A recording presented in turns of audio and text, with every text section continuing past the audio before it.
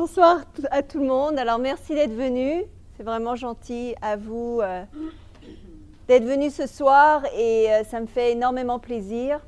Alors, la conférence de ce soir a pour but de vous aider en fait à prospérer, à vous attirer plus d'argent dans la vie et à comprendre certaines lois de base de la prospérité et de la loi de l'attraction pour l'argent.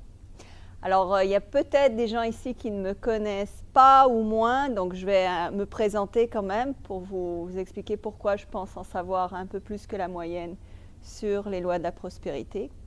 Alors, mon nom est Slavika Bogdanov, je suis coach de vie, je suis aussi auteure et, comme vous le voyez, conférencière.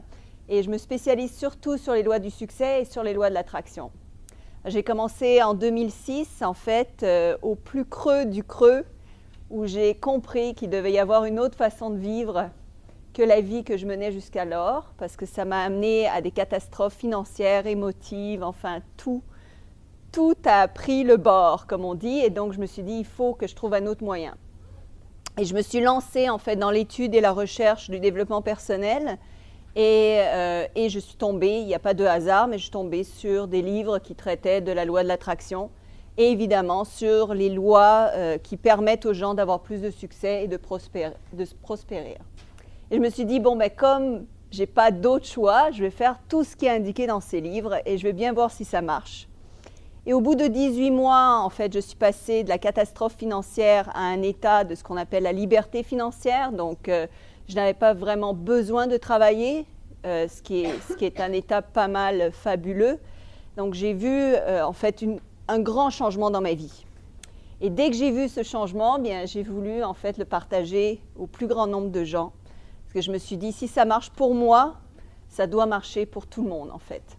Les bases sont toujours les mêmes, c'est des règles que les gens qui ont du succès, les gens qui sont riches connaissent, utilisent, emploient tous les jours. C'est juste que ça ne nous est pas enseigné à l'école et par conséquent, on pense que ça n'existe pas ou ça ne se peut pas ou eux, ils ont quelque chose que nous, on n'a pas. Eux, ils sont nés avec la cuillère d'or dans la bouche et pas nous. Donc, on voit une distance entre leur vie, la vie des gens riches et peut-être célèbres des fois, et notre vie qui semble être une vie moyenne, moins que moyenne. Moi, mon but, en fait, c'est de vous faire comprendre qu'il n'y a pas de dissociation, il n'y a pas de séparation. Et en fait, c'est accessible à tous. Et il suffit d'employer certaines méthodes, certains moyens. Je ne vous dis pas que c'est facile, je vous dis que c'est simple. Par contre, ça prend de la discipline, ça prend de la volonté, ça prend vraiment l'effort derrière de vouloir s'en sortir, de vouloir changer de vie. La plupart des gens n'ont pas ça. Et ils l'ont, en fait, quand ils arrivent au bout, quand ils se rendent compte qu'il n'y a plus d'autre chose à faire, c'est là habituellement qu'ils m'appellent en désespoir de cause et qu'ils disent « Aide-moi, je ne sais plus, je suis dans le gouffre. » Et on les sort du gouffre. Mais avant de vous retrouver dans le gouffre, moi, je veux vous enseigner comment vous pouvez, en fait, avoir plus d'argent, au moins vous trouver des moyens pour augmenter vos revenus et vivre au moins d'une manière riche. Okay? Alors, qu'est-ce que la richesse ? Tout d'abord, c'est important de le définir, n'est-ce pas? Parce que je pense qu'on a tous des concepts différents sur la richesse. Qu'est-ce que c'est que d'être prospère? Alors, humblement, je vais vous donner ma définition, et peut-être que c'est celle de certains d'entre vous. Alors, à mon avis, il y a différents paliers de richesse. Il y a ce qu'on appelle la liberté financière. La liberté financière, en quoi cela consiste? C'est d'être capable de vivre sans travailler, sans être forcé de travailler, donc d'avoir de l'argent qui rentre et que le travail, en fait, on le fait pour maintenir, donc pour gérer ses rentes ou gérer ses finances. Donc, on travaille, mais pas autant que si on travaillait pour quelqu'un d'autre, donc on travaille surtout pour nous, et c'est l'argent, en fait, qui travaille pour nous. C'est la première étape, donc la liberté financière. Ce que ça permet, la liberté financière, eh bien, c'est de dégager beaucoup de temps. À mon avis, le temps, c'est beaucoup plus important que de l'argent. Avoir le temps de faire tout ce qu'on a envie de faire dans la vie, pour moi, c'est la plus grande richesse qui existe sur cette terre. Parce que le temps passe, on peut toujours avoir de l'argent, perdre de l'argent, investir de l'argent, etc. Mais le temps, une fois qu'il est passé, on l'a perdu, il n'existe plus. Donc pour moi, avoir le temps de faire tout ce que j'ai envie de faire de mes journées, pour moi, c'est ça la vraie richesse. Le compte en banque, les biens matériels, oui, c'est d'être encore plus riche, c'est d'avoir de la cerise sur la chantilly, sur le gâteau, puis mettez-en. Mais au tout début, c'est vraiment d'être capable de faire ce qu'on veut faire. La plupart des gens, quand on leur demande, bien, qu'est-ce que tu ferais si tu étais riche? Ils disent, ben, c'est de pouvoir faire ce que je veux, en fait, de faire tout ce que je rêve de faire depuis que je suis tout petit. Moi, j'ai la chance, parce que j'ai travaillé à la créer, cette chance, à faire aujourd'hui ce que j'ai toujours rêvé de faire, donc à employer mon temps de la manière dont je le souhaite. Et un de ces emplois de temps, c'est justement de partager mes connaissances avec le plus grand nombre, ce qui me remplit de joie, en fait. C'est là où moi, je trouve ma prospérité. Alors, par où on commence et comment fait-on pour avoir plus d'argent? C'est pas, vous êtes tous venus ici en vous disant, ben, moi j'aime ça l'argent, elle dit qu'on peut en faire, moi je veux savoir comment, est-ce qu'elle nous vend quelque chose à la fin, un MLM et tout? Non, pas du tout. Alors, je veux vous donner les principes de base, en fait, qui vont permettre mentalement de changer votre conception de l'argent et la manière dont vous allez acquérir de l'argent. Okay? J'ai travaillé, entre autres, beaucoup sur la façon dont le cerveau fonctionne. Moi, je suis quelqu'un qui est très pragmatique, très mathématique. J'aime qu'on m'explique les choses, j'aime qu'on me prouve les choses. Et à un moment donné, j'ai été forcée de voir qu'il y avait un côté spirituel à tout aussi. Il y a comme une balance. Donc, j'essaye d'apporter justement ces deux facettes, ces deux côtés-là aux gens pour qu'ils voient que d'un côté, le cerveau comprend les choses d'une certaine manière. Il faut comprendre le langage que le cerveau emploie pour pouvoir le programmer, pour avoir ce que l'on veut dans la vie. Et d'un côté, eh bien, il y a des lois spirituelles de l'univers qu'on ne peut pas contourner. Alors, vous aimez tous l'argent, mais la question est vraiment, est-ce que vous aimez vraiment l'argent? Et moi, je m'aperçois quand je donne des coachings, quand je donne des formations, surtout en finance, que tout le monde dit « Ouais, moi j'aime l'argent. Ben ouais, moi j'en veux de l'argent. » Mais quand on parle réellement de l'argent, tout le monde a comme un effet tabou.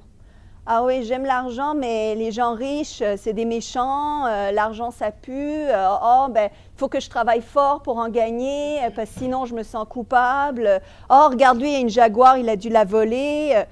Tout ça, toutes ces phrases-là, ça implique que vous n'aimez pas l'argent, parce que vous l'insultez. Quand vous utilisez des mots négatifs, des concepts associés à l'argent en dégradant l'argent, c'est un peu comme si vous montriez à l'univers et à votre cerveau que vous n'aimez pas l'argent. Donc, la première chose à faire, en fait, c'est changer la manière dont vous abordez la richesse. Donc, quand vous voyez quelqu'un qui est riche, ne le jalousez pas, ne le descendez pas. Dites plutôt que vous êtes heureux, que vous croyez que tout le monde a le droit à cette richesse-là, parce que si tout le monde en a le droit, vous-même y avez le droit.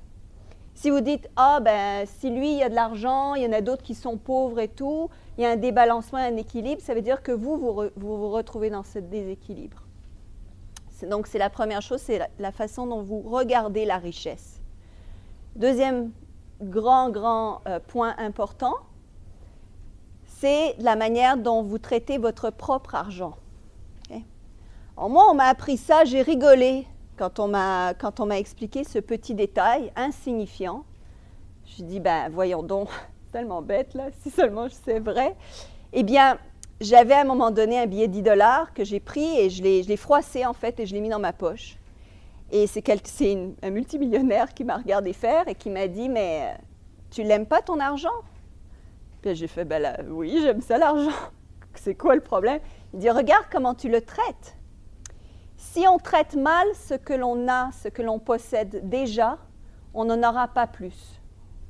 Donc, si vous vous plaignez de ce que vous avez, vous n'aurez jamais la chance d'améliorer vos conditions.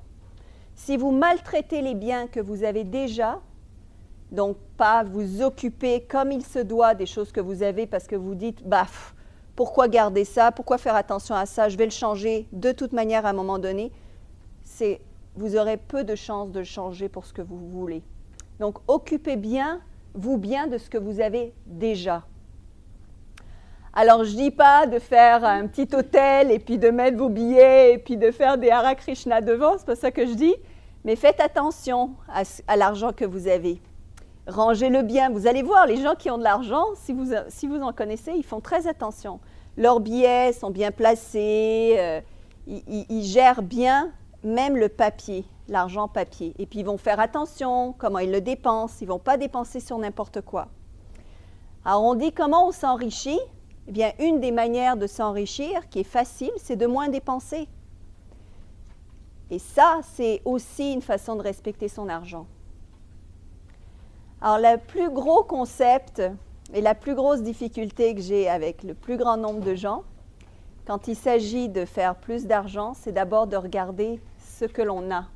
Combien a-t-on? Alors, quand on n'a pas beaucoup, quand on a un négatif, ben, les gens, ils ne veulent pas trop regarder, quoi. Ils essayent de jouer l'autruche, puis ils se disent « Ah non, il y a des factures, hein, je ne veux pas savoir, je veux faire de l'argent, moi. Les factures, je ne veux pas savoir, ma carte de crédit, je ne veux pas savoir, je veux faire de l'argent. Okay? » Sauf que tout ça, c'est de l'argent. Si vous cachez à vos yeux une partie de l'argent, vous n'aurez pas accès à l'autre partie. Okay? Les factures, les dettes, toutes ces belles choses, ça prouve qu'il y a de l'argent, parce que vous l'avez dépensé à un moment donné, cet argent-là. Quand vous recevez une facture, qu'est-ce que ça veut dire, cette facture? Ça prouve l'abondance qui existe dans l'univers. Parce que c'est une facture d'électricité, eh bien, ça vous a permis de vous doucher, ça vous a permis de manger, ça vous a permis d'être éclairé durant la nuit. Donc, à chaque fois que vous rejetez une facture, c'est comme de rejeter tous les biens que vous recevez. Donc, c'est un petit peu de dire à l'univers et à votre cerveau, de dire « Non, moi, je refuse l'abondance, je refuse l'argent, en fait. » Parce que c'est une preuve d'argent. Il y a des gens qui ont travaillé derrière ça pour vous permettre d'acquérir des biens. Okay? Donc, le conseil, une des lois fondamentales de la prospérité, c'est de toujours tout remercier. Donc, remerciez et bénissez vos factures. Okay? Et c'est dur, ça. Je le sais parce que je passais par là.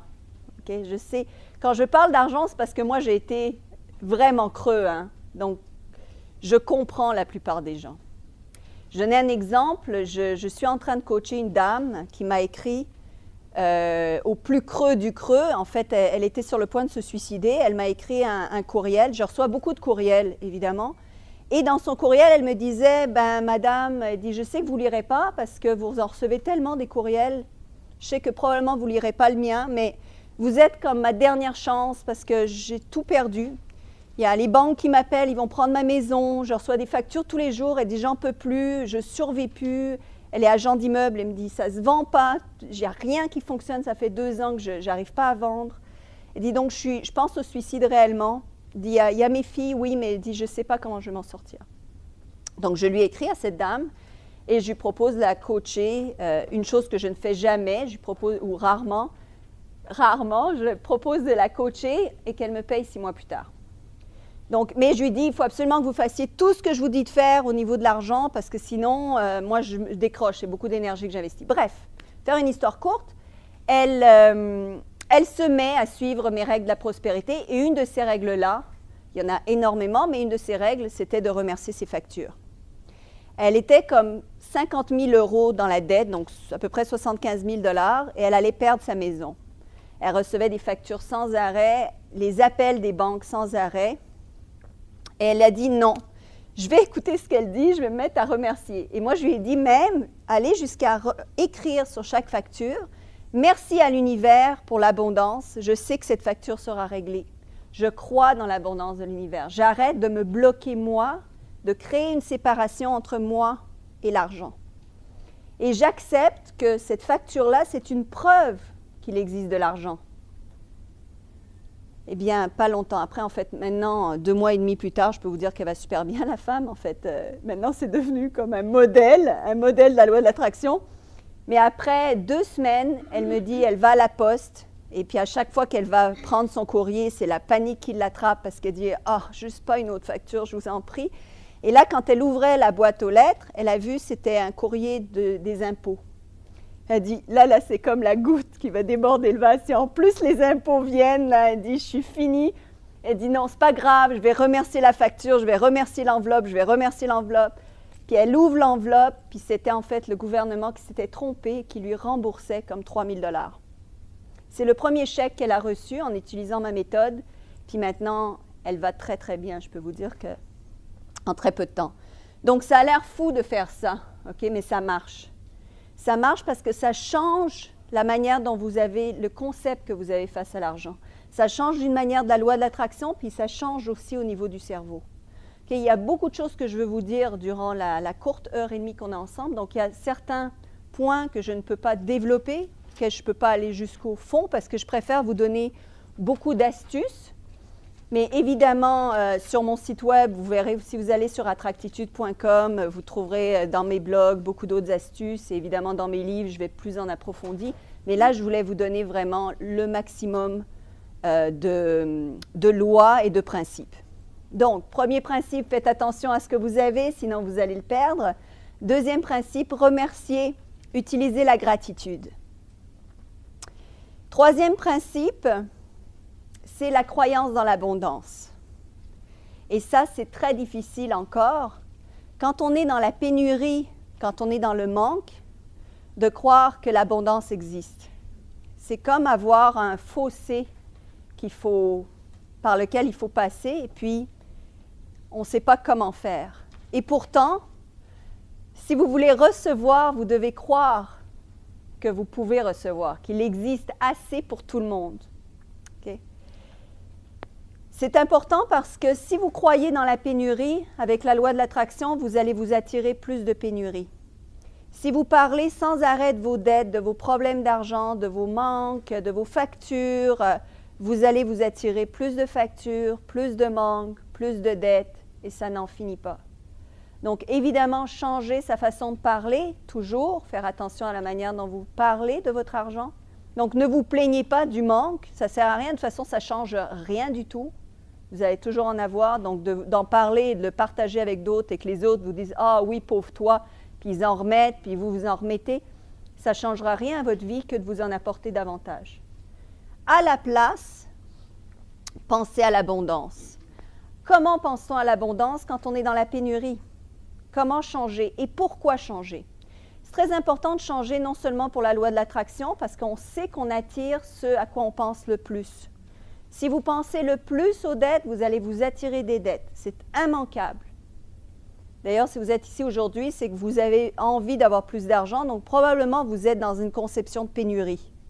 Okay? Donc, c'est un principe très, très important de se changer de concept pour pouvoir s'attirer de l'argent des finances. Okay?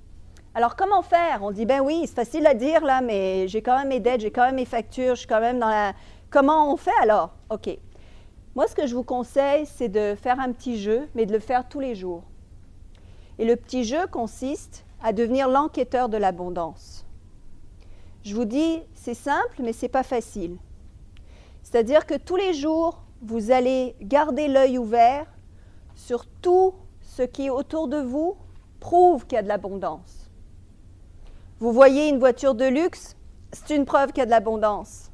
Il y a des gens qui sont riches, ça veut dire que ça existe, la richesse. Okay? Vous ne regardez plus les choses qui veulent dire crise économique, c'est-à-dire quand vous entendez ça à la télé, vous l'éteignez, ce n'est pas une preuve d'abondance, on ne veut pas entendre ça. D'ailleurs, ça profite à certaines personnes que de nous faire entendre ce message-là. Donc, vous voulez... Moi, ça fait 13 ans que je ne regarde pas la télé. Hein. Alors, on n'a pas besoin de savoir qu'est-ce qui ne va pas dans le monde pour que ça aille bien dans notre vie. Donc, vous éteignez les mauvaises nouvelles. Vous vous coupez, donc, de tout ce que vous pouvez penser qui a rapport aux dettes, aux mauvaises finances, etc. Et vous ne vous concentrez que sur l'abondance. Soudainement, vous allez trouver un 10 sous. Un 10 sous qui est apparu. C'est une preuve d'abondance. Je l'écris dans mon petit cahier. Okay? Je suis contente. Il se passe deux choses très, très importantes au niveau du cerveau. Et je veux vous en parler parce que ça va au-delà de la loi de l'attraction. Okay? Parce que la loi de l'attraction dit « ce sur quoi nous portons attention prend de l'expansion ». Okay? C'est la règle de base de la loi de l'attraction. Mais ça marche aussi sur le cerveau. La manière dont le cerveau est construit, le cerveau va être vraiment l'enquêteur autour de nous de tout ce qu'on lui demande de rechercher. Donc, on envoie un signal au cerveau qui dit « ça va mal mes finances ». Ou bien, on envoie un signal émotif au cerveau qui dit « moi, j'ai peur quand je pense à l'argent ». Okay? Quand on a peur et qu'on pense à l'argent, le cerveau, lui, il comprend que c'est négatif, l'argent, parce qu'on en a peur. Tout ce qui inclut la peur, la haine, la colère, tous les sentiments négatifs, quand on les associe à quelque chose que l'on veut ou qu'on ne veut pas, pour lui, le cerveau, ça veut dire « Ah, on s'éloigne de ça.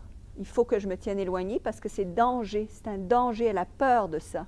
Il faut que je me garde éloigné de ça. » Quand on associe du bonheur avec quelque chose que l'on veut, le cerveau va dire « Wow, elle aime ça, je vais lui en donner plus. » Okay? D'ailleurs, ça marche aussi dans les couples. Si vous voulez que votre couple marche, vous applaudissez quand l'autre personne a fait quelque chose de bien, puis vous dites rien quand elle fait quelque chose de mal. Vous allez voir, ça marche. Donc, pareil avec le cerveau. Okay? C'est juste, c'est comment attirer son homme et le garder. C'est un truc. Bref. Donc, pour le cerveau, c'est comme ça. Donc, vous envoyez l'onde négative ou positive. Okay? Nos yeux sont capables de percevoir seulement 10% de la réalité qui nous entoure. Okay? 10%, c'est rien. Et le cerveau n'est capable de traiter que 10% de l'information qui nous est apportée par les yeux. Quand les gens parlent de miracle, okay, parce que moi, j'en ai vu, eh bien, ce n'est pas un miracle, c'est quelque chose à être apparu au regard qui ne pouvait pas le voir avant parce qu'on lui envoyait les mauvaises commandes au cerveau. Alors, le cerveau, c'est comme, il envoie aux yeux donc la commande, on va chercher ce qu'elle cherche. Et ce qu'elle cherche, c'est, oh, on a peur de l'argent, on va éclipser, on ne va plus lui montrer l'argent. Là où ça existe, on va cacher ça. Okay? C'est un moyen de survie qui nous a été, en fait, qu'on a créé depuis l'âge préhistorique. Quand vous envoyez au cerveau la notion de « moi, j'aime ça accumuler des données sur l'argent, sur l'abondance », ben, le cerveau va dire « Ah, OK, c'est ça qu'elle veut, on va se mettre à regarder où est-ce qu'il y a de l'argent. Okay? » Vous le savez, ça, par exemple, quand vous achetez une nouvelle voiture, vous allez voir la même marque partout, soudainement. Si vous faites attention à une couleur, si vous faites attention à quelque chose en particulier, vous allez vous en rendre compte. Soudainement, il y en a partout. C'est juste ça que vous voyez. Parce que c'est la commande que vous envoyez au cerveau. Ce n'est pas parce que soudainement, tout le monde s'est acheté la même voiture que vous. Ce n'est pas ça. C'est tout simplement parce que le cerveau répond à ce que vous lui envoyez comme commande. Qu'est-ce qu'il doit rechercher? Où porter son attention? Okay, c'est pareil quand vous conduisez une voiture. Si vous voulez éviter un obstacle, ne le regardez pas. Okay, genre, c'est quelque chose, ça m'a pris longtemps à passer mon permis. Okay, il ne faut pas regarder là où on ne veut pas se diriger. Donc, si vous regardez dans les dettes, ben, c'est là que vous allez diriger votre vie.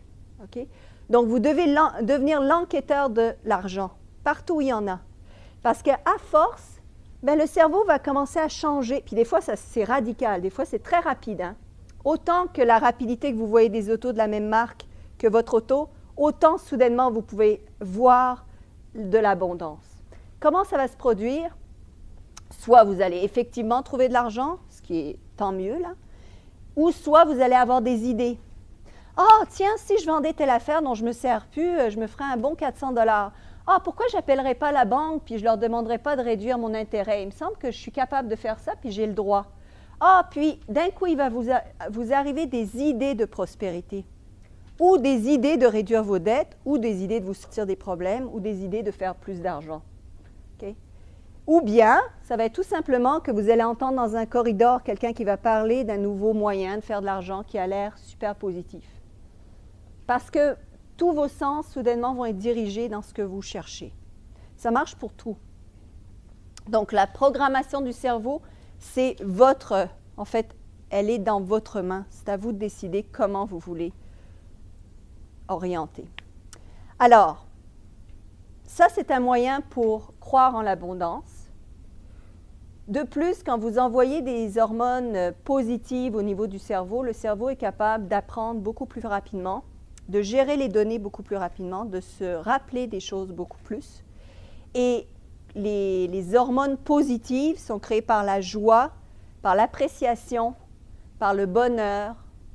Et comment on arrive à créer ça, même dans la pénurie, c'est par la gratitude, par l'appréciation. Okay? Donc, autre truc, si vous voulez, c'est de commencer un journal de gratitude. Okay? C'est aussi simple que ça, qui a rapport avec l'argent. Vous pouvez avoir de la gratitude pour beaucoup, beaucoup de choses, mais un qui est par rapport à l'argent.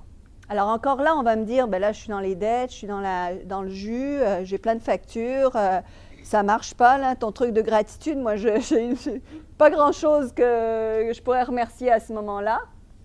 Eh bien, trouvez n'importe quoi. OK? Trouvez le plus petit des détails possibles pour lesquels vous pouvez avoir de la gratitude. Vous assistez à une conférence gratuite. Okay? C'est une preuve d'abondance. Okay? C'est la première, s'il n'y en a pas d'autres. Okay? Je pense que vous avez tous un toit. Okay? C'est une grande preuve d'abondance. Okay? Il y a la majorité de la planète qui n'a pas de toit. Okay? L'eau courante, c'est une preuve d'abondance. C'est une raison d'avoir de la gratitude. Puis ça, croyez-le ou non, c'est de l'argent. Okay? Ça prend de l'argent pour faire fonctionner les tuyaux, pour avoir de l'électricité. Tout ça, c'est de l'argent. Tout ça, c'est de l'abondance. On pense que l'argent, c'est des billets qu'on a dans notre porte-monnaie, mais tout ça, ça fait partie de l'argent. Donc, commencez par avoir de la gratitude pour tout ce que vous voulez. Vous voulez changer de voiture? Bien, appréciez la voiture que vous avez.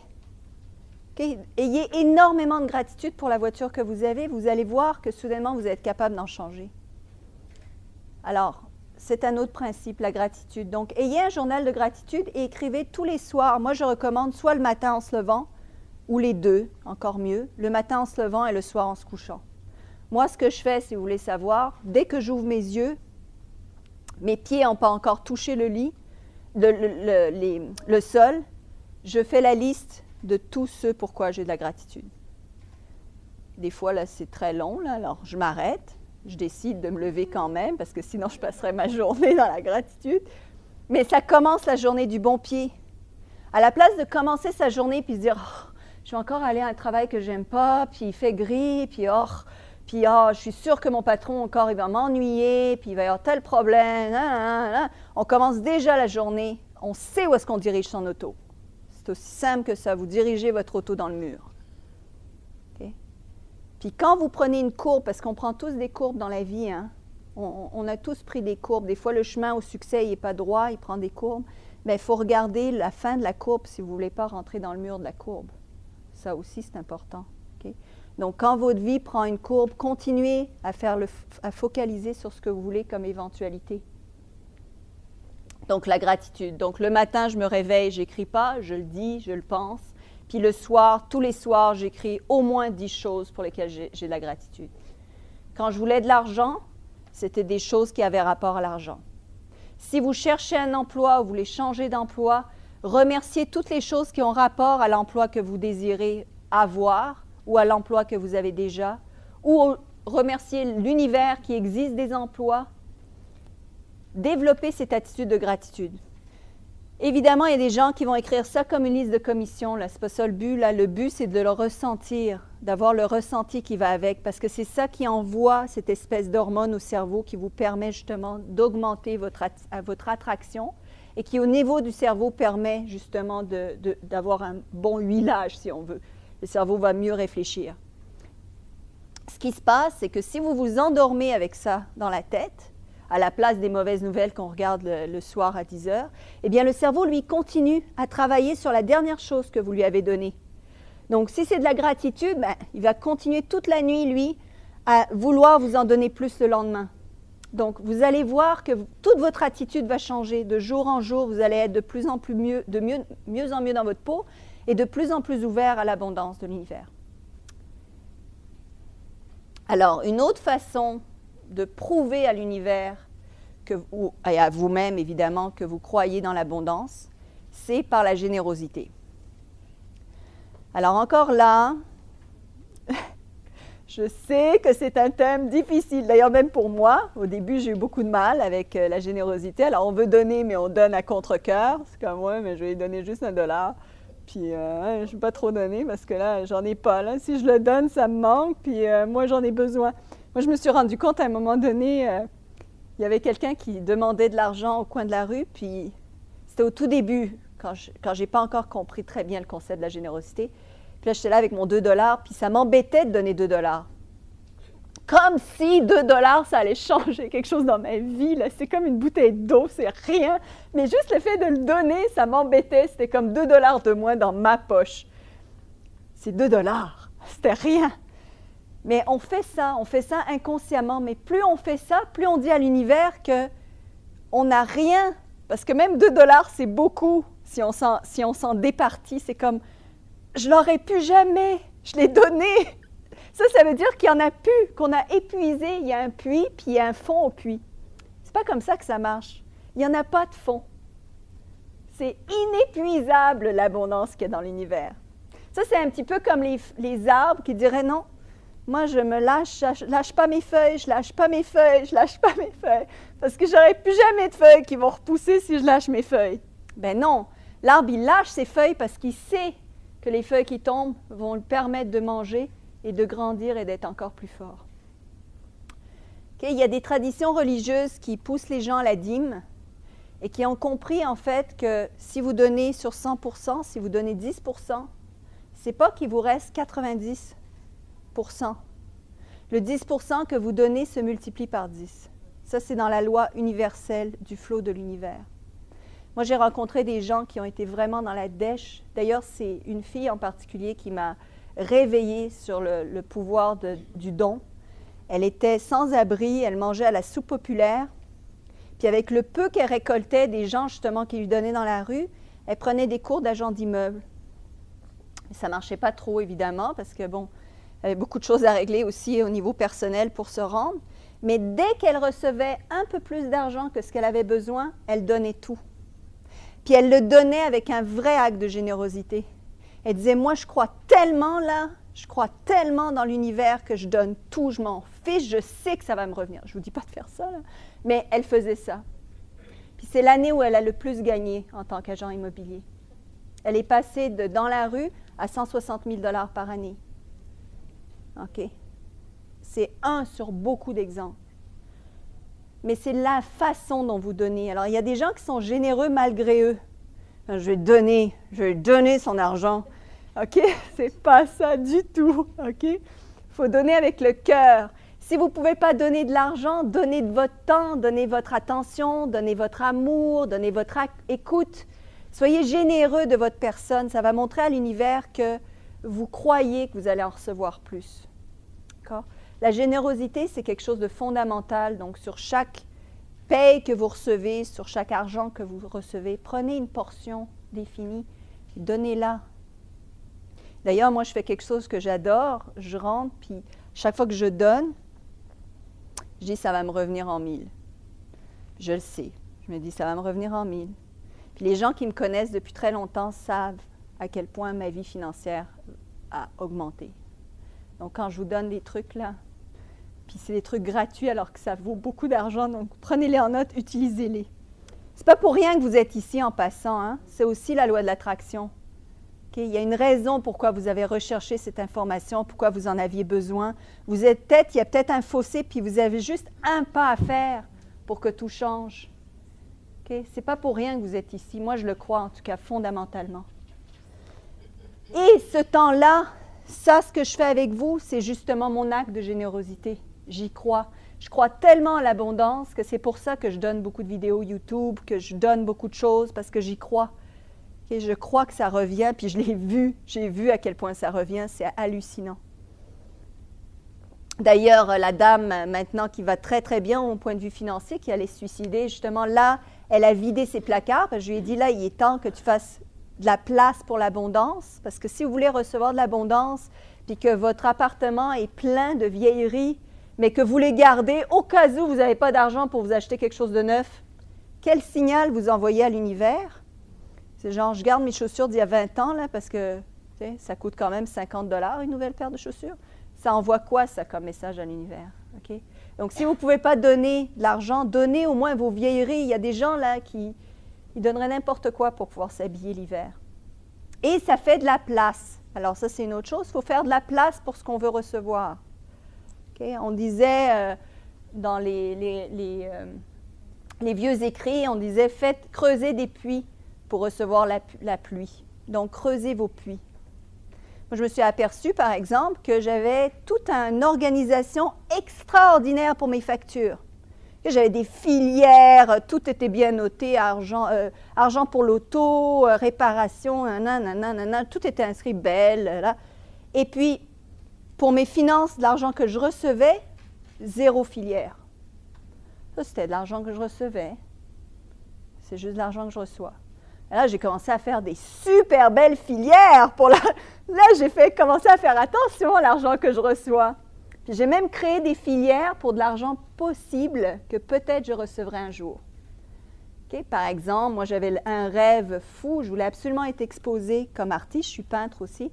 Comme artiste peintre à Miami. C'était comme un rêve un peu fou. Alors, j'ai mis une filière qui s'appelait « Pour toutes les œuvres d'art que je vais vendre à Miami dans ma galerie ». Alors, vous pouvez me voir le 11 janvier, je serai exposée à Miami dans la plus top galerie qui existe, dans le meilleur quartier des artistes à Miami, entre autres. Donc, ça marche. Okay? Donc, faites des filières, préparez-vous à l'abondance.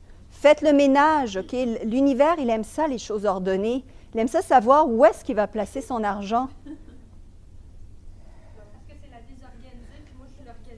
Ah, OK, donc il y en a une qui a raison, OK, voilà.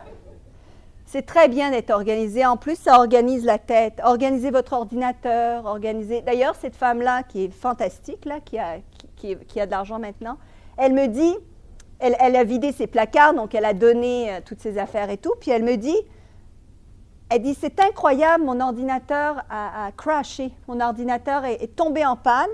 Elle dit, je suis allée chez le réparateur, il m'a tout réglé, il m'a tout nettoyé.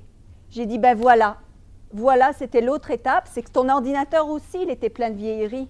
Il était temps aussi de vider ça, faire de la place pour tous les nouveaux programmes, pour tous les nouveaux fichiers, pour tous les nouveaux clients qu'elle va recevoir. Cette femme-là, je vais vous dire, elle travaille 30% du temps qu'elle travaillait avant. Les appels rentrent chez elle, elle n'appelle plus les clients.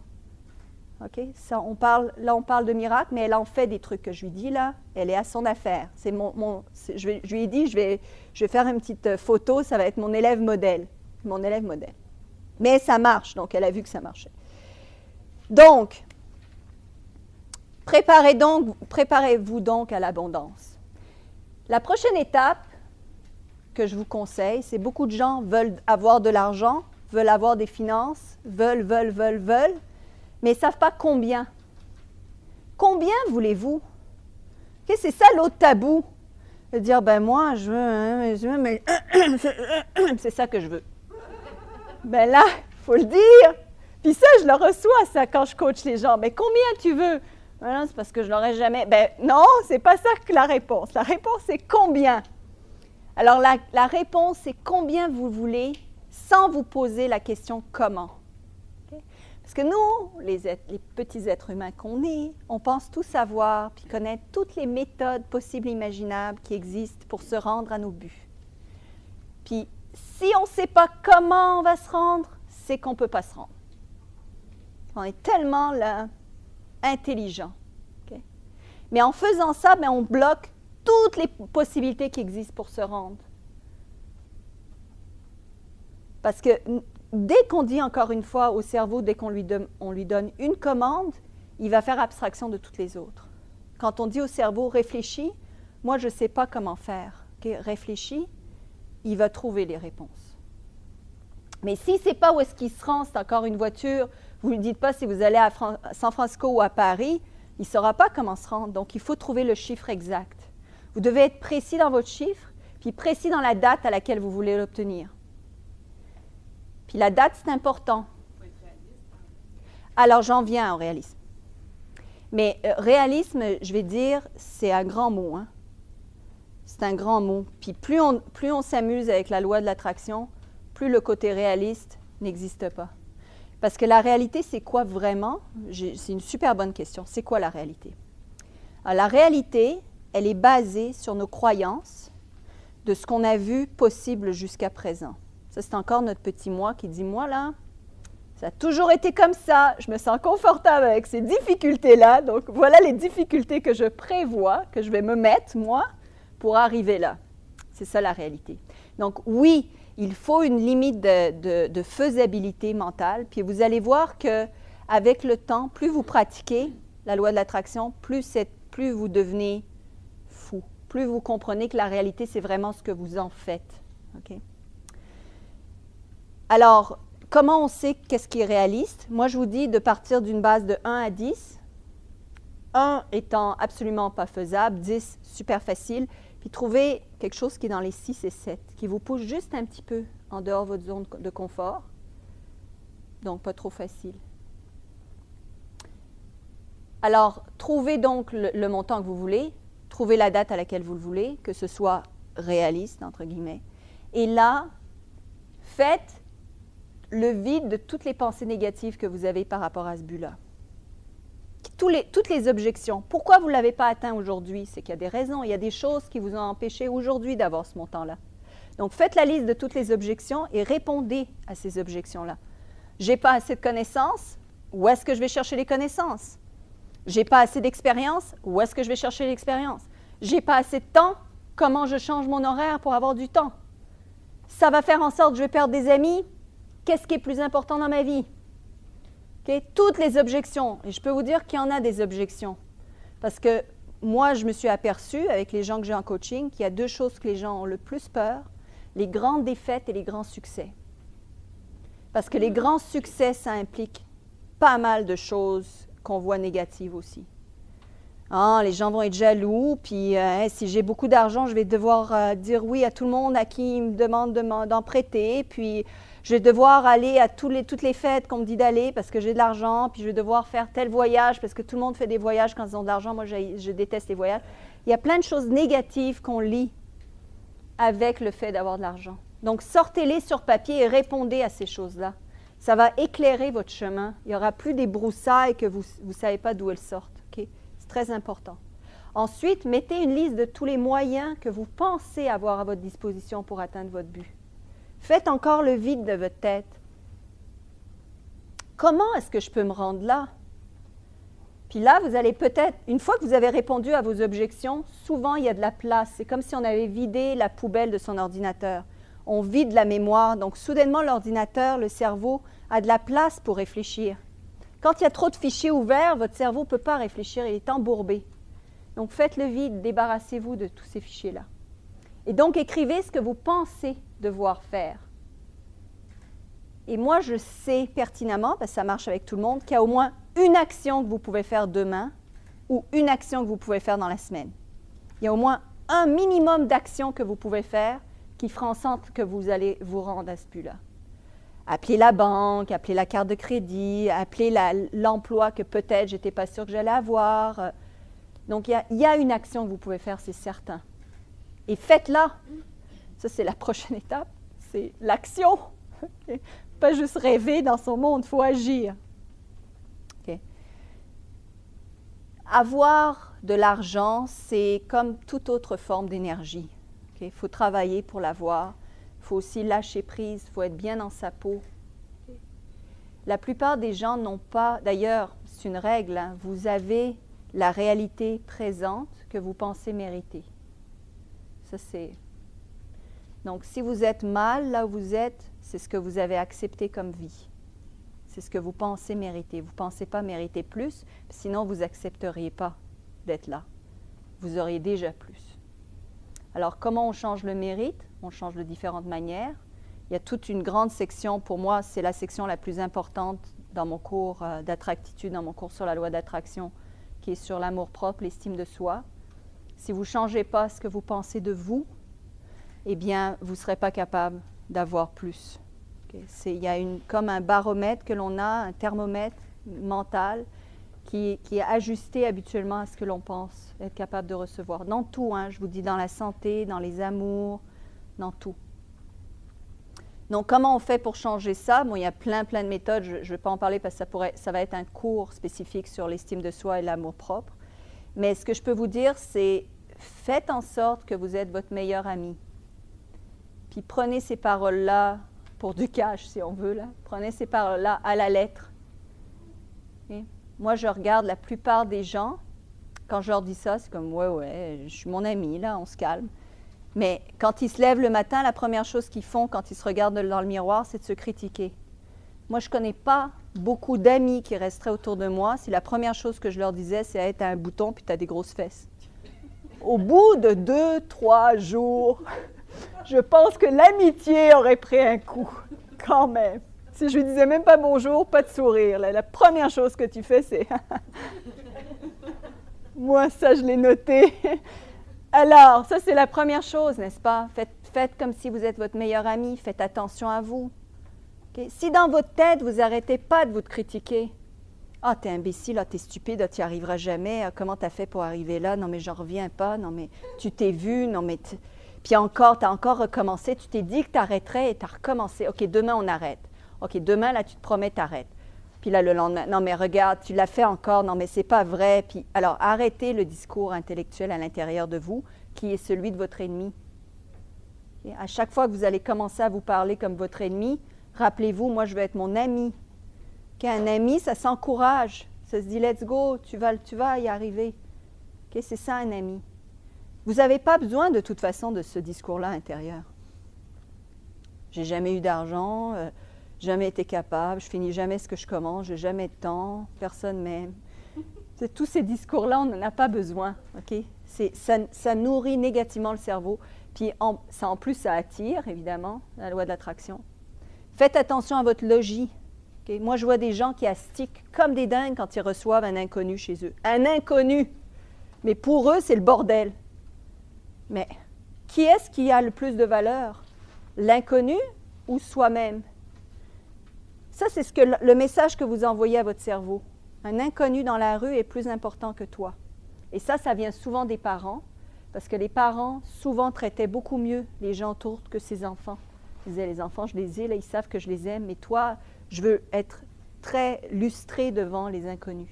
Puis ça, c'est le message qu'on a envoyé aux enfants. Et les enfants, donc, se disent grandis, se disent, moi, je ne vaux rien, mais par contre, quand il va y avoir des inconnus, il faut qu'eux pensent que je vis super bien. Okay? Donc, faites attention, c'est qui l'ami? Pour tout, la manière dont vous vous nourrissez, quand vous vous nourrissez, si vous vous nourrissez de cochonneries, c'est quoi le message que vous envoyez? Okay? Moi aussi, si j'avais un ami puis que je lui donnais juste des cochonneries à manger, à la fin, il ne serait plus mon ami. Elle dirait, pourrais-tu arrêter de m'empoisonner, s'il vous plaît? Alors, faites attention à tout ça.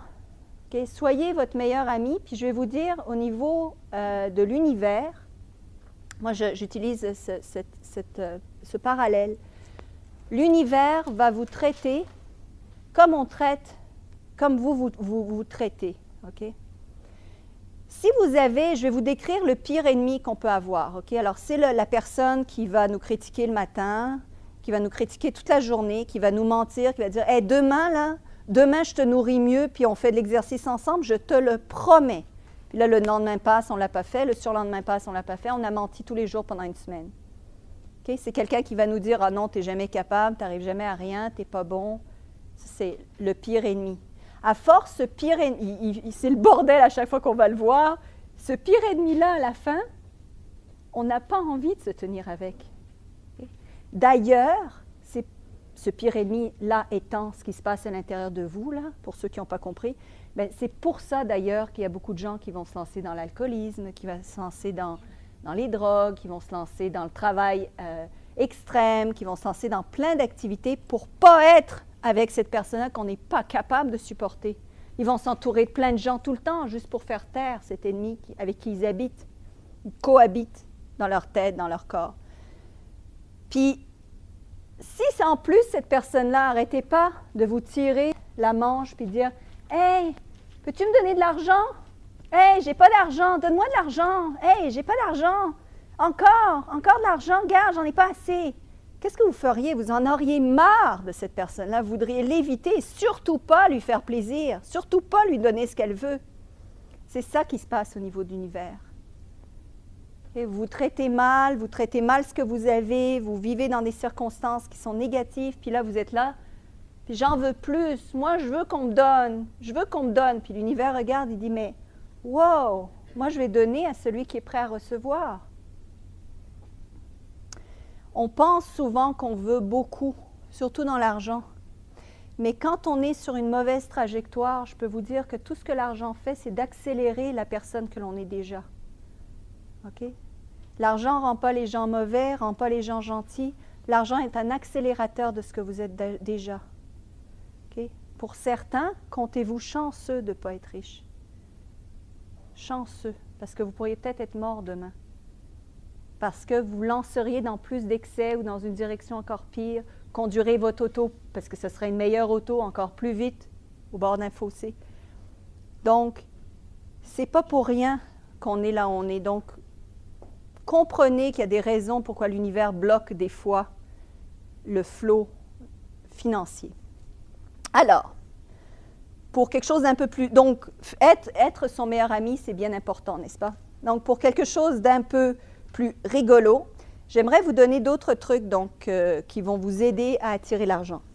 Et c'est des trucs non seulement qui marchent au niveau de la loi de l'attraction, mais qui marchent aussi au point de vue intellectuel, donc au point de vue du cerveau.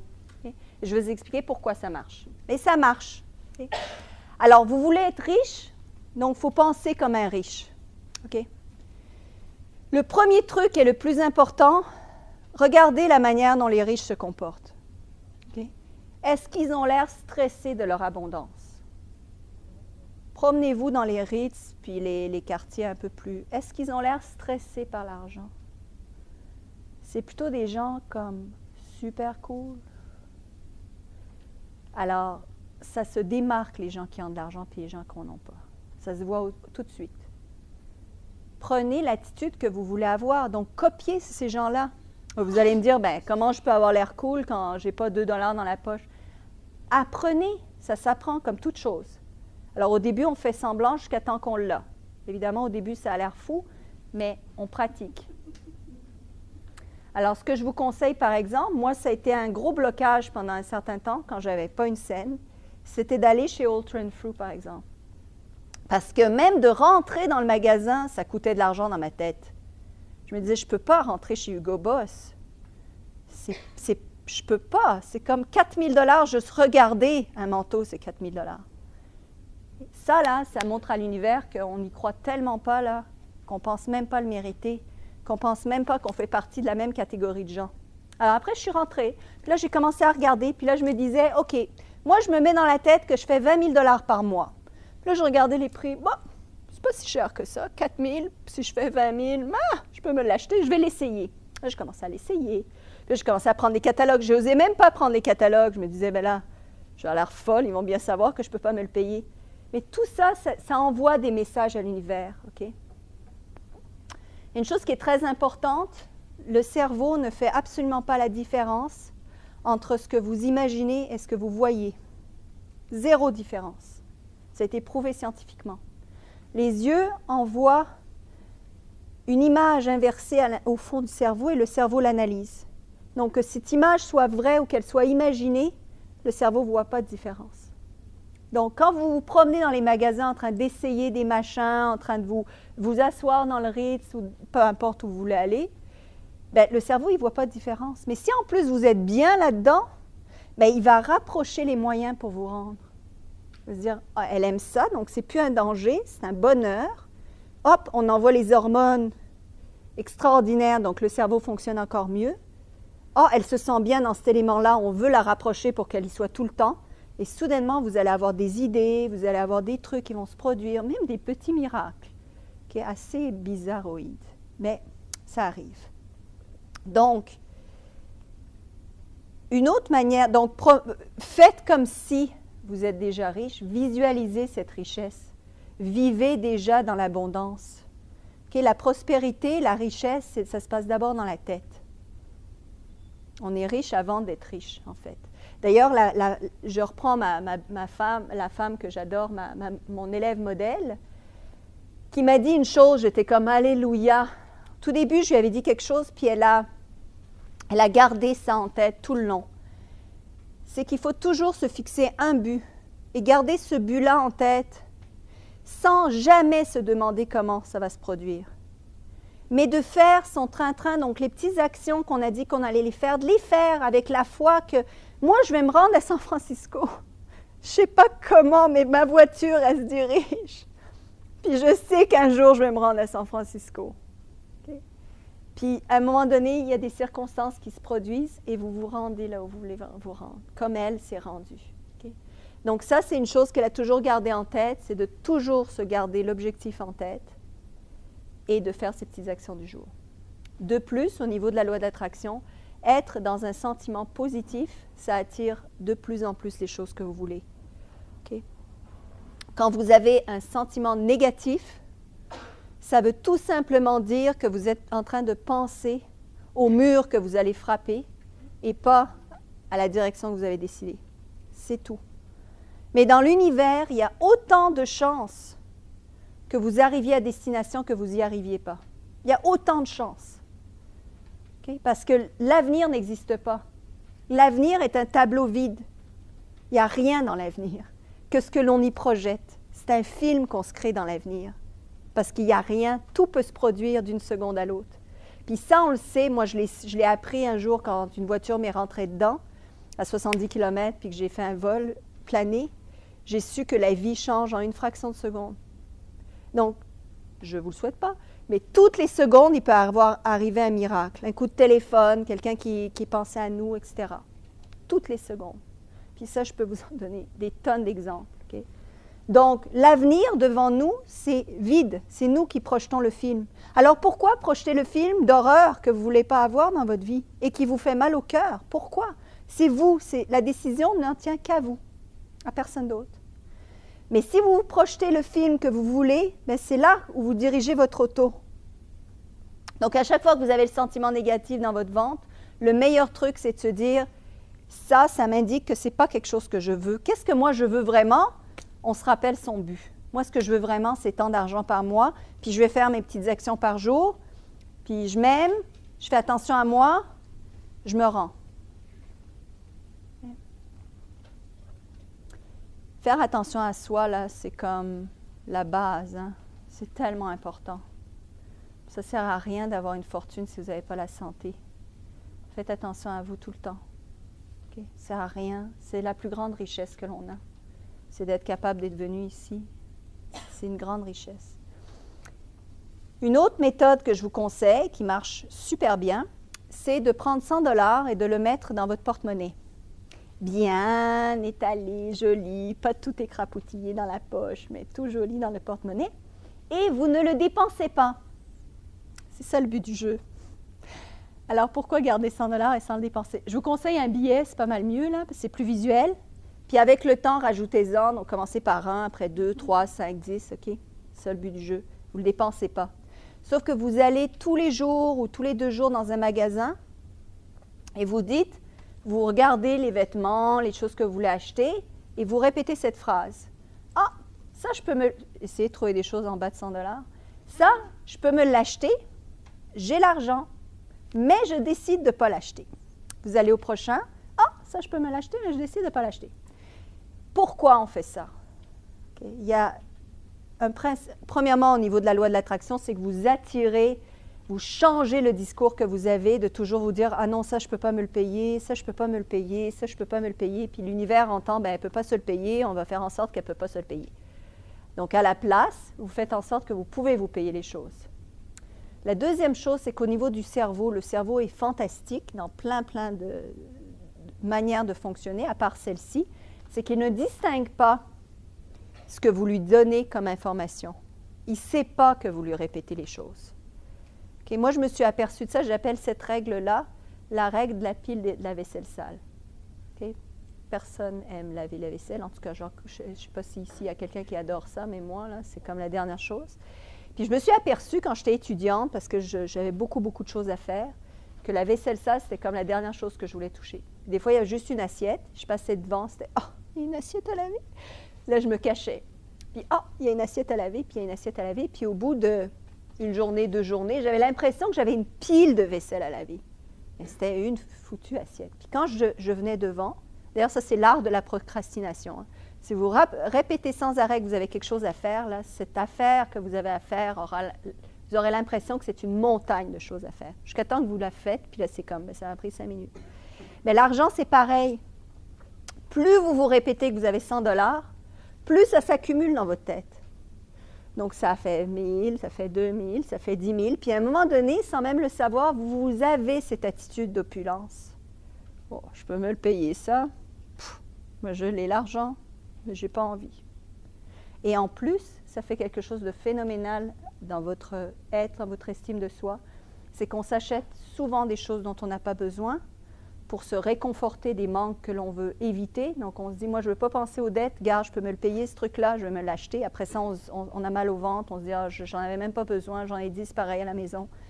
Donc là, vous changez cette action-là. À la place de dépenser pour rien, vous décidez de ne pas dépenser. Ça aussi, c'est un message que vous voulez dans l'univers. Je suis capable de gérer mon argent, je suis capable d'en avoir.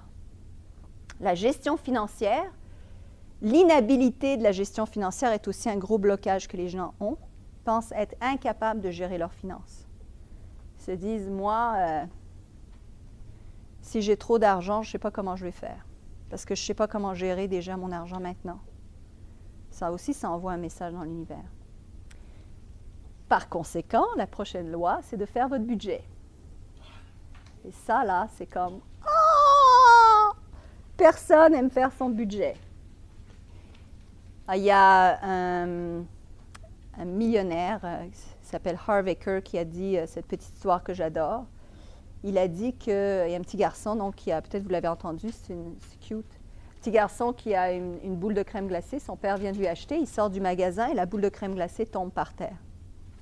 Ah! Il se met à pleurer. Le père, évidemment, traîne l'enfant dans le magasin de la crème glacée pour lui en acheter une autre. Et là, le garçon voit 3 boules de crème glacée. Il veut 3 boules de crème glacée. Évidemment, il ne faut pas lui acheter 3 boules de crème glacée parce qu'il ne pouvait pas gérer une boule. Okay? C'est le principe des finances et du budget. Si vous n'êtes pas capable de gérer le peu de finances que vous avez aujourd'hui, vous serez incapable d'en gérer plus. Et ça, le cerveau le sait. Et si le cerveau n'est pas capable de concevoir la gestion financière que vous allez avoir dans le futur, je peux vous dire qu'il va se braquer pour pas que vous ayez des migraines et des problèmes, si déjà ça vous cause des migraines et des problèmes. Donc, première étape, gérez donc vos finances que vous avez maintenant. Qu'est-ce que ça veut dire gérer ses finances? C'est faire un budget. Qu'est-ce que ça veut dire faire un budget? Ça veut dire connaître ses dépenses. Qu'est-ce que ça veut dire connaître ses dépenses? Ça veut dire que pendant 1 semaine, 2 semaines, moi ça fait genre 3 ans que je fais ça, tous les jours, vous écrivez ce que vous avez dépensé. J'ai dit que ce serait simple, mais je n'ai pas dit que ce serait facile, ça prend du travail. Mais quand vous commencez à écrire ce que vous dépensez, d'ailleurs, je vous conseille, si vous voulez vous débarrasser de kilos en trop, vous faites la même chose, vous écrivez ce que vous mangez. Vous allez voir que vous allez réduire votre appétit grandement. Juste le fait d'écrire ce qu'on a mangé ou d'écrire ce qu'on dépense, ça enlève l'envie de dépenser. Puis c'est là que soudainement, les faux plaisirs qu'on se fait apparaissent. Parce qu'il y en a beaucoup qui se disent, ben moi, je ne me fais jamais plaisir. Mais ils dépensent 20 $ par jour en se faisant plaisir sans se l'avouer. Parce qu'à chaque fois que vous achetez un café frappuccino, triple crème, machin, c'est un plaisir que vous faites, c'est 5 $. Ben, c'est 150 $ à la fin du mois, là. Okay? C'est 2000 $ à la fin d'année. Ça, c'est un voyage pour 2 dans une belle...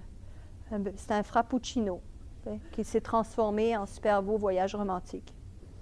Okay? Donc, ça, c'est un gros trou dans les budgets. C'est tous ces petits éléments-là que vous dites, moi, je ne me fais jamais plaisir, mais vous faites toujours plaisir, mais sournoisement. Donc, vous n'en profitez jamais vraiment. Et en plus, vous êtes coupable. Et la culpabilité, ça tue l'amour-propre, ça tue l'estime de soi. Okay? Donc, quand vous allez voir en face, comme vos factures, vous faites toute la liste de tout ce que vous devez, okay? Ça montre à l'univers, hey, moi, j'ai plus peur, là. Moi, je suis capable de prendre tout ce que l'univers m'envoie, je fais la liste, donc je suis capable de gérer. Après, regarde, moi je suis capable de gérer mes finances, je sais exactement ce que je dépense. J'en ai plus peur de mes dépenses. Puis là, vous allez, à un moment donné, vous allez vous dire, je peux me passer de mon frappuccino, parce que c'est quand même 5 $, ça fait 150 $. Moi, je préfère avoir mon 2000 $ par an que mon frappuccino par jour.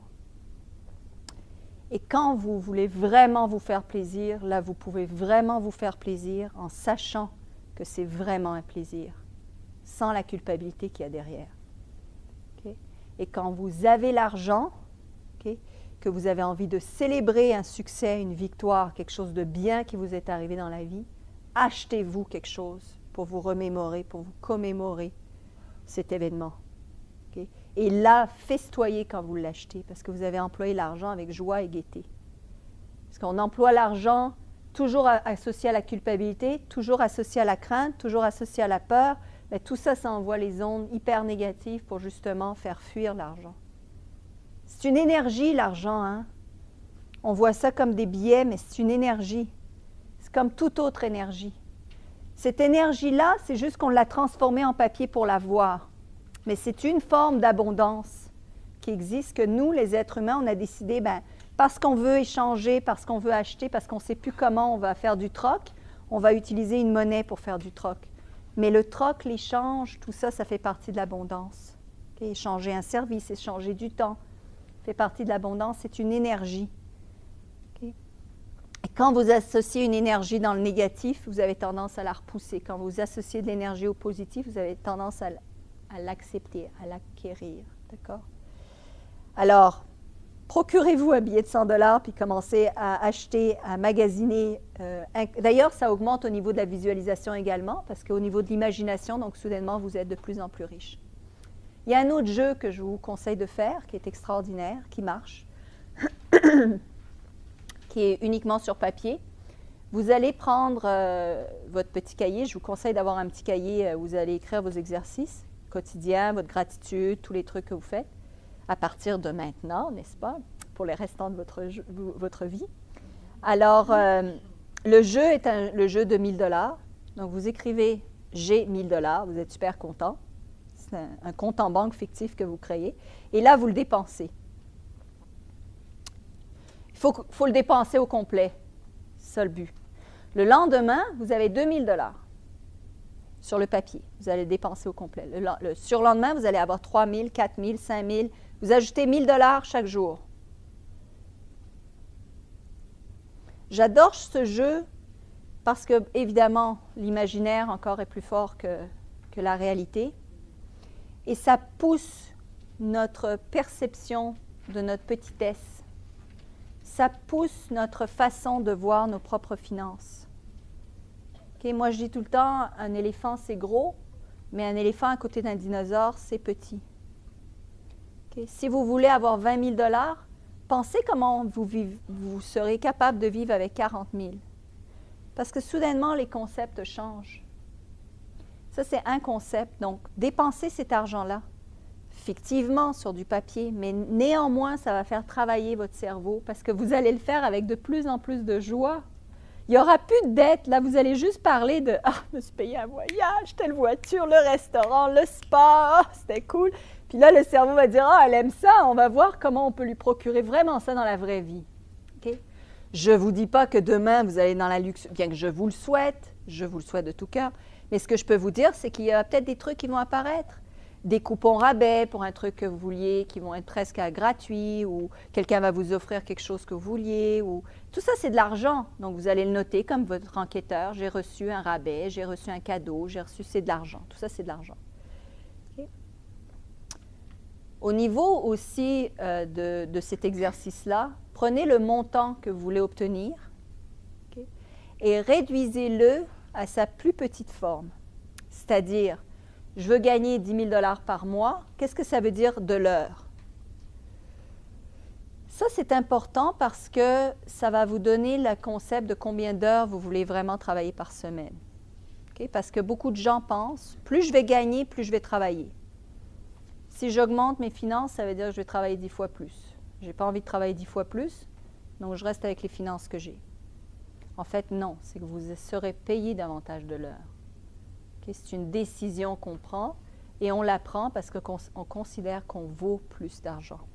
Et ça encore, c'est lié à l'estime de soi, okay? La valeur que l'on a. Donc, j'aimerais que vous preniez le temps, je vais vous dire, ça prend à peu près 15 minutes à 1 heure par jour, ce que je vous ai dit de faire. Okay? Ce n'est pas la fin du monde, ce n'est pas la mer à boire. Hein? 15 minutes à une demi-heure, 1 heure par jour pour faire ça. Pour toujours vous reconcentrer sur les buts que vous voulez atteindre, le but financier, disons, au moins 1 fois par jour. Au moins faire une action quotidienne, sinon une action hebdomadaire. Plus vous allez en faire, plus vous allez y arriver plus rapidement. C'est aussi simple que ça. Je ne vous ai pas donné tous les moyens parce qu'il y en a beaucoup. Moi, j'ai passé depuis 2006, donc ça fait 7 ans maintenant, que je passe à développer une méthode que j'ai appelée Attractitude. C'est une méthode, en fait, sur la loi de l'attraction. En fait, ce que j'ai fait, ça va un peu plus loin que la loi de l'attraction parce que j'ai pris ce que je préférais de tous les ouvrages et toutes les conférences et tous les trucs où j'ai été. J'ai pris comme le meilleur et j'ai regroupé ça dans un coaching téléchargeable. Je me suis dit, je ne peux pas parler à tout le monde, mais au moins il y a des gens qui vont pouvoir télécharger mes cours et les écouter et suivre. Ça marche. J'en reçois énormément de gens qui me disent que ça marche. De plus en plus de gens, en fait. D'ailleurs, si vous allez sur le site attractitude.com, vous allez voir des témoignages. Je n'ai même pas le temps de les écrire, les témoignages que je reçois. Je vous conseille de regarder ça. Je vous conseille, si ce n'est pas moi, au moins de vous renseigner, de toujours prendre des cours, de vous éduquer. Le succès, ça laisse des traces. Donc, les gens qui ont eu du succès ont laissé des traces derrière eux. Prenez-vous une idole, quelqu'un que vous trouvez vraiment cool, qui a réussi, puis essayez de suivre dans ses traces. Trouvez quelqu'un qui fait le même emploi que vous, mais qui a réussi à être bien. Je ne dis pas nécessairement que la richesse, l'opulence, à tout casser, c'est ce qu'il faut obtenir. Il faut obtenir la vraie richesse, c'est-à-dire de faire ce qu'on aime et pouvoir s'offrir tout ce que l'on souhaite à soi et aux gens qu'on aime dans le soulagement.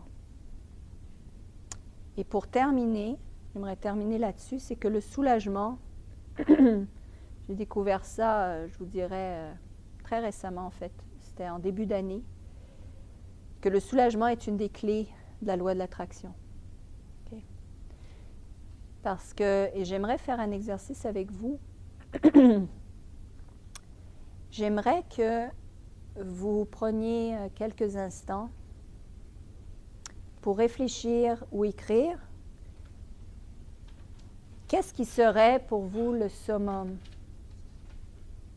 l'atteinte ultime? Je gagne 300 000 par an. Choisissez le chiffre que vous aimeriez, qui vous dites serait vraiment cool. J'aimerais que vous imaginiez, vous êtes avec la personne de vos rêves, que vous avez rencontré l'âme sœur. Donc ça, c'est réglé. Vous êtes en santé, encore de plus en plus en santé. Vous avez votre poids idéal. Vous avez ça. Quoi d'autre? Qu'est-ce qu'il y en a d'autre? Vous avez la maison que vous voulez, la voiture que vous voulez. OK, mettez-en. Il n'y a pas de limite ici. Je vous dis que pendant que vous écrivez, là, il y a bien du monde en haut qui prennent des notes aussi. Là. Moi, j'ai des amis ailés. Et maintenant, je vais attendre que les gens ont fini d'écrire. J'aimerais que vous preniez comme, on va prendre 1 minute. Okay? J'aimerais que vous respiriez très, très profond, très creux, et vous allez expirer. Je vais vous donner la raison pour laquelle on fait ça. Quand, disons, vous avez eu une très, très mauvaise nouvelle, et tout votre corps s'est crispé, mais on dit, ben non, c'était pas vrai. Puis là, vous faites une chance. Okay? Ce moment-là, c'est ce qu'on appelle le summum du soulagement. Moi, je peux vous dire quelque chose parce que je l'ai vécu et je le vis. Quand on a tout ce qu'on veut, vraiment, puis c'est vraiment là. Je ne vous dis pas ce que le voisin aimerait avoir, puis on a copié. Je ne vous dis pas ce que papa, maman rêvaient pour nous et on a copié. Moi, je vous dis ce que dans vos tripes, vous dites, ça là, ça c'est vraiment ce que je veux. Puis si j'avais ça là, ma vie là, bien, je vais vous dire, quand vous arrivez là, à ce moment-là, quand vous avez tout ce que vous voulez vraiment, il arrive ce qu'on appelle le soulagement, le vrai lâcher-prise. Et ça, je peux dire que ça fait peur à beaucoup de gens. Parce qu'on n'a plus de raison de se battre. Qu'est-ce qu'on va faire si on ne se bat pas? Je fais de l'EFT, j'ai commencé à faire beaucoup de Emotional Freedom Technique. Là, on se tapote. Donc, j'étais à la bibliothèque, je répétais ma conférence dans ma tête. Puis à la fin, j'ai dit, je vais faire de la Emotional Freedom Technique pour que tout aille bien. Là, je commence à me tapoter, je suis dans une bibliothèque quand même, c'est pas un lieu privé. Il y a une dame qui se retourne, qui ne connaissait pas ça, puis elle s'assoit, puis on commence à parler, 69 ans la dame. Je dis, qu'est-ce que vous voulez débarrasser? Alors, on le fait tout de suite. Là. De quoi voulez-vous vous débarrasser? Je suis prête, là, moi j'ai le temps. J'éteins tout, je suis à vous. Je dis, profitez-en, ça arrive rarement. Je dis ça avec humilité. Elle me dit, je m'inquiète trop. C'est mon gros problème, je m'inquiète tout le temps, j'ai un gros problème. Je dis, OK, on s'en débarrasse tout de suite, là, on le fait. Puis là, je dis, mais quoi? Ben, si je m'en débarrasse, qu'est-ce que je vais faire? Je dis, ben, vous aurez pu à vous inquiéter. Elle dit, mais je ne sais pas ce que je vais faire si je ne m'inquiète plus. Il y a plein de choses que vous pouvez faire, madame. Plein de choses avec quoi vous pouvez amuser votre cerveau que les inquiétudes. Parce qu'elle a pleuré à la fin, c'était très émouvant. Et on l'a fait, le Emotional Freedom Technique. Bref, tout ça pour dire que quand on arrive à ce stade de soulagement, ça fait peur. Parce que soudainement, on se dit, oh, mais j'aurais pu à me battre. Qu'est-ce que je vais mourir. J'ai tout, ça veut dire je meurs. Parce que quand on a tout, on n'a plus de raison de vivre, on meurt. Okay? On a des peurs comme ça inconscientes. Tout le monde va être jaloux de moi, je vais perdre tous mes amis, j'aurai plus personne dans la vie. Mais le soulagement, quand vous passez toutes ces peurs-là, c'est tout ce qui reste. Okay? Vous êtes au bord de l'eau, vous êtes avec votre amoureux, vous avez l'argent en banque, vous inquiétez plus. Puis là, vous avez ce soulagement-là. Mais ce soulagement-là, c'est ce qui va vous attirer tout ce que vous voulez. Alors, on va faire ça pendant 1 minute. Vous allez lire dans votre tête, votre liste, et dans votre tête, sinon ça va être le brouhaha, vous allez vous dire « Je suis bien maintenant que j'ai ». Comme une liste de commissions, OK? Est-ce que je l'ai, ma voix? Je l'ai. Est-ce que vous vous mentez? C'est clair, hein? Sinon vous ne serez pas ici. C'est clair qu'on se ment, mais ce n'est pas grave. C'est pour le jeu. Mais ce que je veux, c'est que vous respiriez avec le ventre, comme quand vous êtes vraiment soulagé, là, une chance que ce n'est pas arrivé à moi, OK? Ce soulagement-là. Et là, vous passez les trucs que vous avez notés et vous prenez 1 minute pour vivre ce soulagement-là. Je vais vous laisser dans le silence, OK? Je vais compter 1 minute. Je veux que vous viviez, que vous avez tout ce que vous avez toujours voulu à partir de maintenant.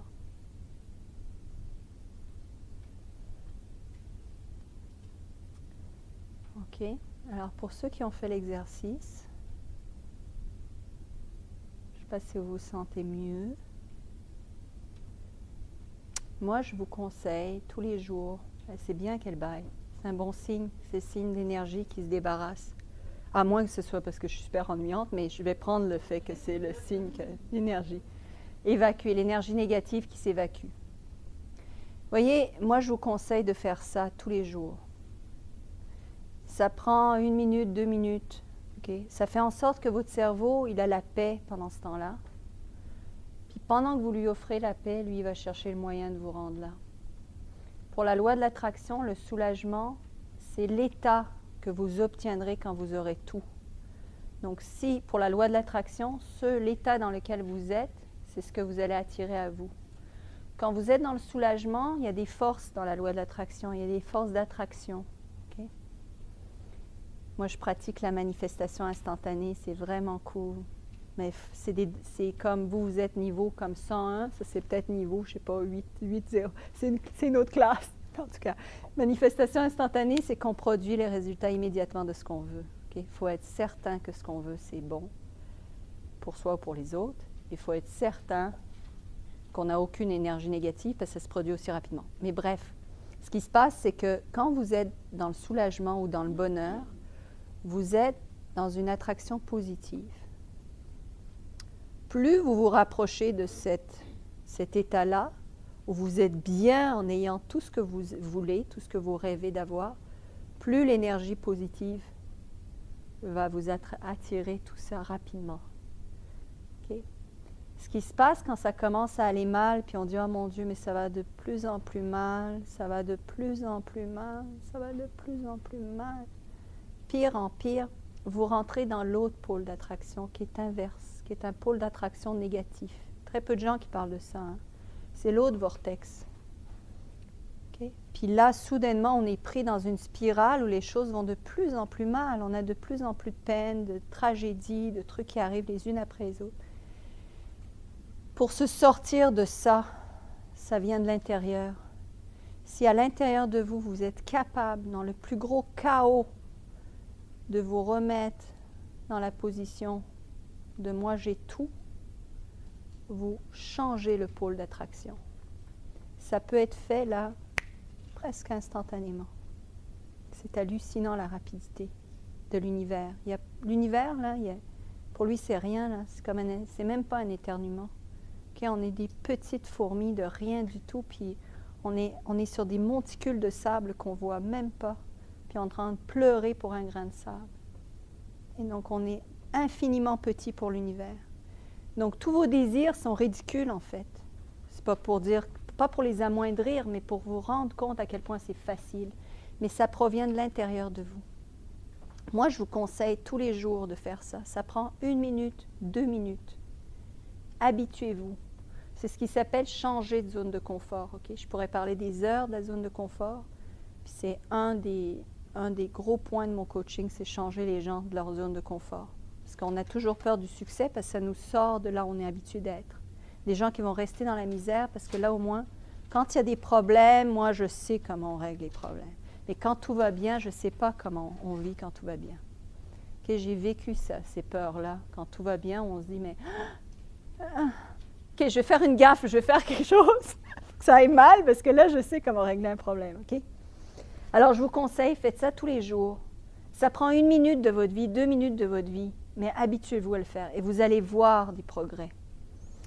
Okay? Moi, ce que j'aime, qui me tient beaucoup, beaucoup à cœur, c'est que vous gardiez le contact, vous m'envoyez des courriels, vous me dites si ça a changé quelque chose dans votre vie. Okay? Moi, je vis pour ça. Okay? C'est ce qui me nourrit dans beaucoup d'aspects. Mais j'ai fait de ma vie l'aide des autres. Ça fait longtemps que je rêvais de ça. Je rêvais de ça quand j'étais une petite fille. Qu'un jour, j'en viendrais à influencer, inspirer, motiver les autres. Okay? C'est ma raison d'être. J'ai la chance de faire ce que j'aime. Et c'est pour ça que votre succès me tient vraiment à cœur. Je ne dis pas, ce n'est pas du blabla. Okay? Donc, tenez-moi au courant. Dites-moi, oui, ça a marché. Oui, ça a marché. Parce que je sais que vous ne direz pas non, ça n'a pas marché. Parce que ça marche tout le temps. Okay? Mais je veux savoir comment ça a marché. Okay? C'est ça qui me fait triper. Les seules personnes pour qui ça n'a pas marché, c'est ceux qui ne l'ont pas fait. Okay? Puis pourquoi ils ne l'ont pas fait, souvent, c'est à cause de ce problème de zone de confort. Ils sont trop habitués à avoir la vie qu'ils ont. Changer de vie, c'est trop difficile. J'en sais quelque chose. C'est dur pour tout le monde. Hein? On travaille toujours. Moi, je continue à travailler. Parce qu'une fois qu'on arrive dans la zone de soulagement, ça ne dure pas longtemps parce qu'on se dit et si moi, je faisais ça de plus, ou si j'avais ça de plus, ou maintenant j'ai la galerie à Miami, j'aimerais ça exposer mondialement. Ou maintenant j'ai 2 livres qui ont été publiés chez Jouvence, je vais à Paris signer. Moi, c'était mon rêve. Hein. J'ai visualisé pendant 6 mois signer des livres. Hein. C'était comme ma visualisation, je voulais signer des autographes. J'ai dit un jour, je serai un auteur, puis les gens, je leur signerais mon nom. Puis à l'époque, c'était comme fou, là, de penser ça. Puis à un moment donné, c'était drôle parce que j'aidais un auteur à une conférence, puis il signait ses livres et moi, je les passais. Je disais, c'est ce que j'ai visualisé. Mais dans mon rêve, c'est moi qui signais. C'était pas lui. Alors, donc, je vais signer. Si vous voulez aussi venir me voir, je vais être au Salon du Livre de Montréal la semaine prochaine, donc fin novembre. Je vais être au Salon du Livre de Paris fin mars pour aussi signer des autographes. Je suis en train d'écrire un livre qui s'appelle « Le pouvoir de l'intention ». Donc, c'est un peu différent de la loi de l'attraction. Ça pousse les choses sous un autre angle. Pouvoir de l'attention, j'aime beaucoup ça. L'intention est quelque chose qui est excessivement puissant dans l'univers. D'ailleurs, je me suis recueillie avant de vous donner cette conférence. D'ailleurs, ma conférence n'était pas sur pilier parce que j'ai demandé à l'intention qu'est-ce qui pouvait vous être le plus utile pour être inspiré ce soir, pour que je puisse vous donner le plus. Parce que j'aurais pu parler des jours et des jours de plein de sujets, mais j'ai essayé de me connecter à vous au maximum pour que vous en bénéficiez au maximum. Ça, on appelle ça l'intention. On peut guérir grâce à l'intention, on peut faire beaucoup de choses. Donc, j'écris un livre qui s'appelle « Le pouvoir de l'intention » qui va apparaître chez Jouvence. J'en écris un autre qui bientôt après, qui va suivre, qui va s'appeler le pouvoir du pardon et les 50 exercices pour pardonner. Parce que dans la loi de l'attraction, je n'en parle pas ce soir parce que pour l'argent, bon, je voulais vous faire vraiment des exercices qui ont rapport à l'argent, mais le pardon est une clé excessivement importante, non seulement pour la santé, mais pour avoir l'affluence dans tous les domaines de sa vie. D'ailleurs, cette dame-là, cette dame âgée aujourd'hui, après avoir eu le problème de ses soucis, qu'elle ne voulait pas lâcher les soucis, là, je lui dis, mais vous savez, l'autre clé, c'est le pardon. Puis là, oh ben non, je ne me permets pas de pardonner à cette femme-là qui m'a fait du mal. Je dis, mais est-ce qu'elle le sait? Parce qu'elle, elle vit sa vie, là. Hein? Elle dit, puis vous allez être malade. Elle dit, oui, j'ai eu 2 cancers. Je dis, ben voilà, preuve A par B. J'ai lâché prise, lâché. Mais le pardon, ça s'apprend, puis beaucoup de gens ont beaucoup de mal à savoir comment on pardonne. Donc, j'écris un livre sur le pardon. Alors, j'espère que vous allez me lire, j'espère que vous allez continuer à me suivre sur YouTube, etc., que vous allez venir, je ferai d'autres conférences à Montréal avec grand plaisir, donc j'espère que vous viendrez sur d'autres sujets, d'autres thèmes, ou peut-être des ajouts à ces thèmes-là. Excusez-moi, la question c'était, vous faites le coaching une fois par semaine avec la personne, c'est 1 heure? C'est 1 heure par semaine. Et est-ce que c'est comme un bloc, mettons, vous dites que peut-être selon ce que la personne a comme objectif, ça prend comme, mettons, 6 mois, ou ça, le temps n'est pas... Ah, le temps est une belle, belle chose. La gestion du temps est fantastique. Regardez mon vidéo sur le temps, vous allez voir ma conception du temps. Le temps est ce qu'on en fait. En fait, la manière dont je fonctionne, c'est que je commence toujours par 3 mois, OK? Parce que sincèrement, avec toute la bonne volonté du monde, je ne pense pas que quelqu'un peut changer en 2 semaines, OK? À moins que ce soit comme un élastique, on tire puis il revient. Quand moi je tourne le dos, OK, c'est pas ça le but. Moi, mon but, c'est d'instaurer, de donner des outils, puis instaurer profondément des habitudes chez les gens qui vont garder à vie. OK, comme Philippe, ça fait 1 an et quelques qu'on n'est plus ensemble, mais il continue à faire ce que je lui ai donné de faire. Donc, c'est des outils qu'on garde. Puis habituellement, si on sort de la route, on s'en aperçoit. Donc, on est capable de revenir. C'est comme, ça nous remotive à refaire les exercices. Donc, c'est ça que je fais, en fait. Et je ne pense pas que quelqu'un peut changer en moins de 3 mois. Okay? Pour n'importe quoi, là. Il y a un minimum de 90 jours. À 90 jours, avant la fin, on réévalue. Est-ce que ça vous tente de continuer à nos 3 mois? Là, c'est les gens qui décident comment ils se sentent. Puis s'ils sont déjà arrivés à leur but, c'est correct. Sinon, des fois, ils veulent plus ou ils veulent changer d'autres choses. Là, l'argent, ça va. Maintenant, les amours. Voilà. Donc, et quels sont les frais reliés comme le bloc de 3 mois? Alors, c'est 750 par mois. Okay. Donc, 3 mois, ben, c'est 3 fois ça. Puis, c'est ça. Les gens, la plupart des gens restent entre 3 et 6 mois. Okay. C'est rare des gens qui vont rester à l'année. Ce qui se passe, par contre, c'est qu'ils vont rester 3 mois ou ils vont rester 6 mois. Puis là, ils s'en vont. Puis là, ils reviennent pour autre chose. Ils disent, ah ben là, j'aimerais ça. J'ai un autre but. Aide-moi à y arriver plus vite. Parce que dans mon concept, je ne sais pas comment. Des fois, c'est justement irréalisable. On ne voit pas comment on va y arriver. Mais moi, je leur donne des outils, puis puis moi, je fais tout le temps de la recherche. Donc, l'heure que je passe avec la personne, ce n'est pas 1 heure. Parce que moi, durant la semaine, je vais faire des recherches par rapport à son problème en particulier. Je vais m'éduquer davantage. Puis je fais d'autres choses aussi qui sont plus spirituelles ou plus énergétiques, là, qui aident aussi les gens. À chaque personne, oui. Exactement. Parce que tout le monde est différent, en fait. Donc, il n'y a pas une méthode qui marche sur chaque. Voilà. Merci. Oui. J'aimerais savoir à propos du subconscient. Souvent, on dit qu'il y a une marque pour le succès qu'on arrive lorsqu'on suit tout ce que vous dites, tout ce qui est dit dans la loi d'attraction. Mais quand on a les personnes qui ont des troubles psychologiques, des traumatismes psychologiques, tout est pris dans le subconscient, qui veulent consciemment que ça se passe, mais dans le subconscient, c'est coincé. Est-ce que vous avez des trucs pour soulever ça afin d'éliminer ou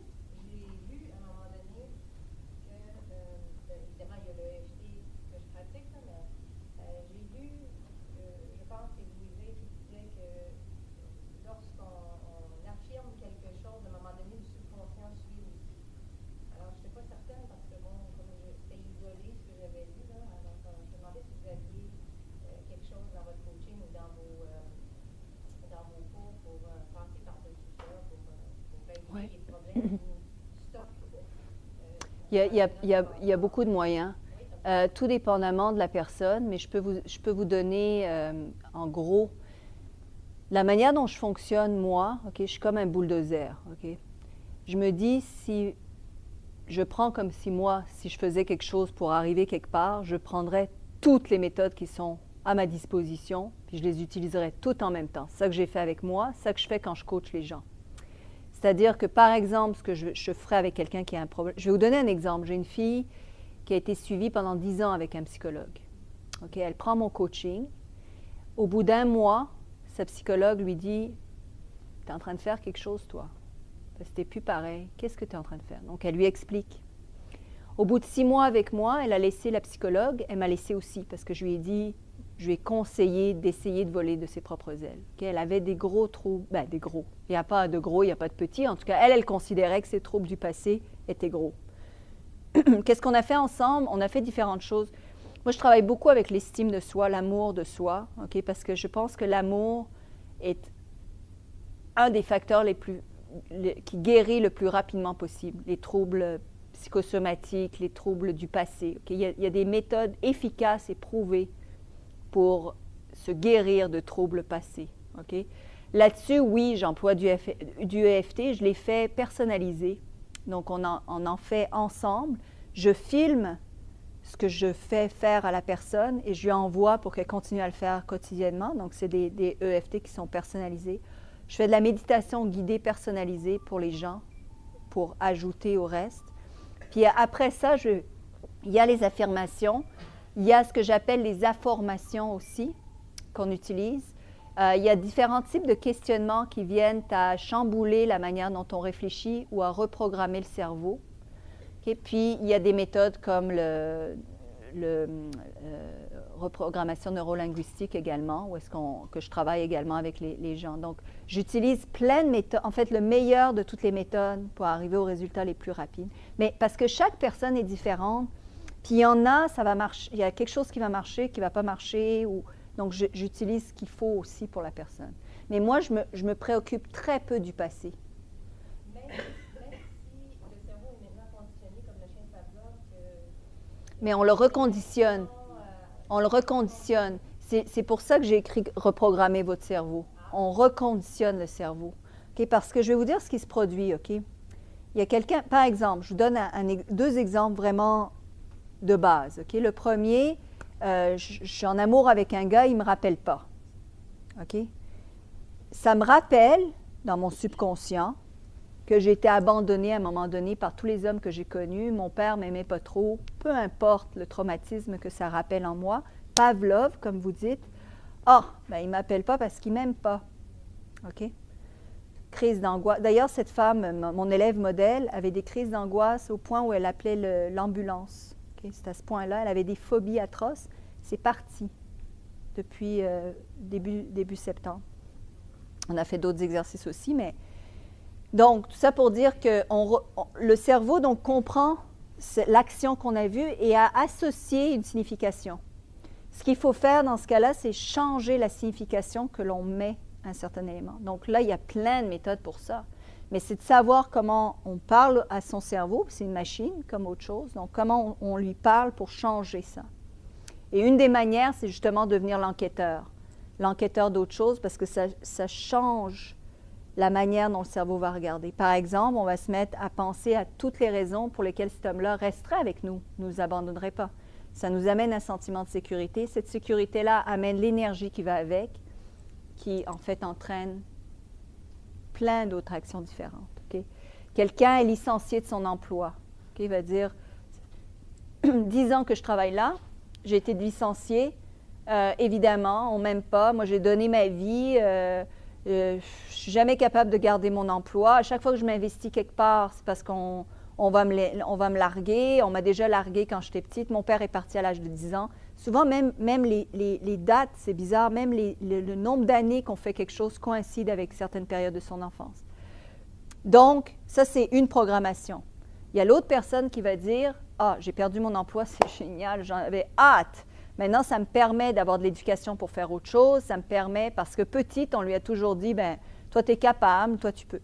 Mais ça, tout tout ce qui se produit là, c'est des croyances auxquelles on décide de croire. Okay? Donc, moi, ce que je fais avec la personne, le participant, c'est en fait, on décide de changer les croyances auxquelles on va croire. Puis là, il y a des exercices pratiques, comment ça se fait, ça, changer ses croyances. Parce que si on prend une croyance, le cerveau, puis je ne vais pas partir dans le livre « Reprogrammer votre cerveau », mais le cerveau, il y a toute un mode de fonctionnement. Puis quand on a une croyance, le cerveau, tout ce qu'il fait, lui, c'est de chercher les preuves que c'est vrai. Okay? C'est sa job, le plus gros cerveau. Il cherche les preuves. Donc, si on lui amène une nouvelle croyance, il va chercher de nouvelles preuves. Et ça, c'est en devenant enquêteur. Il y en a un autre, c'est en méditant. La méditation vraiment aide à faire le vide, donc à s'enlever de toutes ces croyances positives, négatives, donc à pouvoir choisir ce qui rentre dans notre cerveau, à diminuer le nombre de pensées qu'on a. Si on arrive à diminuer le nombre de pensées qu'on a, on est capable d'entendre ce à quoi on pense. Donc, à arracher les mauvaises herbes du cerveau, parce qu'on a des mauvaises herbes, donc de les enlever, puis de planter des fleurs, donc de changer. Mais tout le monde change. Puis je peux vous dire que moi, je ne suis pas née avec la cuillère d'or dans la bouche. J'ai eu une enfance très, très, très difficile. Très difficile. Okay, sur une échelle de 1 à 10, moi, ça va dans le 7 à peu près, difficile. Mais, et puis, alors, est-ce qu'il y a des séquelles? Oui, il y en a beaucoup des séquelles. Il y en a beaucoup des séquelles. Puis moi, je me suis rendu compte en 2006 que je vivais mes séquelles. Okay? Sauf que ça se transforme. Puis après ça, on devient le moniteur de ses pensées. On fait attention. Donc moi, je fais partie de ce qu'on appelle les guerriers pacifiques. On est tout le temps en guerre avec les pensées négatives, mais on a comme gagné le combat. Et plus on a vécu des traumatismes jeunes, plus ce combat-là, il faut qu'on soit vigilant, pas que les mauvaises herbes reprennent le jardin. Donc, à toujours vérifier si son jardin est plein de fleurs. Okay? Puis ça, c'est avec la méditation, la respiration profonde. Il y a plein d'exercices qu'on fait pour ça. L'écoute de ses paroles, l'écriture de ses paroles, répondre, etc. Mais c'est faisable. Donc, les réactions automatisées. Puis des fois, là, c'est comme ça, là, c'est hallucinant. Parce que c'est un choix de est-ce que je veux me sentir mal ou je veux me sentir bien. Puis quand cette décision est prise là sur un point de vue même subconscient, je veux me sentir bien, il va y avoir des changements d'automatisme parce que tout l'être va savoir quand est-ce qu'il résonne négativement, puis il va vouloir repousser ça. Mais ça coïncide avec l'amour de soi. Si on ne s'aime pas, on s'en fiche comment on se sent à l'intérieur. Au contraire, on veut se polluer pour se sentir mal parce qu'on ne s'aime pas. On ne veut pas se rendre heureux. Ça me fait plaisir. Avec la suite, est-ce que avec ce que tu dis, ce qui vient me chercher, c'est tout un travail émotionnel. Une croyance, pour moi, part de ce que tu vis à l'intérieur, émotionnellement. Donc, à un moment donné, je trouve que c'est important de traduire l'émotion. Un peu dans le schématique, là. Et que je m'aperçois que si je ne travaille pas mon émotion par le chant, la danse ou autre chose, la croyance va partir. Exactement. Et moi, je travaille les... Je sais qu'il y a beaucoup de techniques. Il y en a Ouais. tellement qu'à un moment donné, tu viens fou, là, à penser. Moi, devrais-tu aller en reconnexion en LSD? Ouais, c'est clair. Ça me fatigue à un moment donné, parce que je trouve que ça devient trop mental. Ouais, il y a pour la gestion des émotions, puis comment cette dame-là a réglé ses problèmes d'anxiété, à part la... Parce qu'il y a d'autres choses dans tout ça, même si tu affirmes que, ouais, qu'est-ce que je veux dire, là, Il y a d'autres... c'est parce qu'on n'a que 3 heures. Hein? On n'a pas comme 3 mois, sinon je pourrais élaborer sur tout ce qu'il faut faire. Je peux donner une technique très, très simple qui change des vies, c'est de savoir respirer. Les gens ne savent pas respirer, ils ont oublié de respirer avec le ventre. Toutes les émotions se trouvent au niveau du ventre.